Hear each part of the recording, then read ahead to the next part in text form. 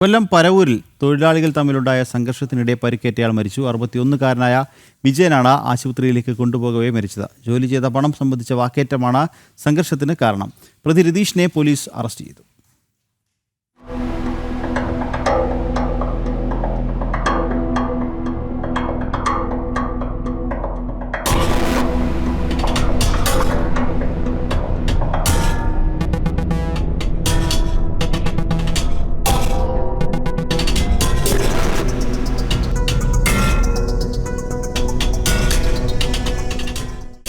ഒരേ കരാറുകാരന്റെ കീഴിൽ ജോലി ചെയ്തു വരികയായിരുന്ന നിർമ്മാണ തൊഴിലാളികളാണ് വിജയനും രതീഷും.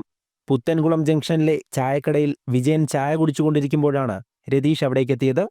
തുടർന്ന് ജോലി ചെയ്ത പണത്തെ ചൊല്ലി ഇരുവരും തർക്കത്തിലായി. തർക്കം പിന്നീട് കയ്യാങ്കളിയിലേക്ക് മാറുകയായിരുന്നു. അടിപിടിക്കിടെ വിജയന് പരിക്കേറ്റു. ദേഹാസ്വാസ്ഥ്യം അനുഭവപ്പെട്ടതിനെ തുടർന്ന് വിജയനെ നാട്ടുകാർ ചേർന്നാണ് ആശുപത്രിയിലേക്ക് കൊണ്ടുപോയത്.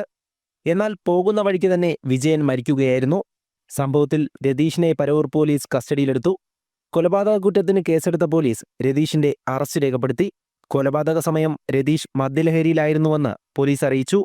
വൈദ്യപരിശോധനയ്ക്ക് ശേഷം കോടതിയിൽ ഹാജരാക്കിയ പ്രതിയെ റിമാൻഡ് ചെയ്തു. ജനം, കൊല്ലം.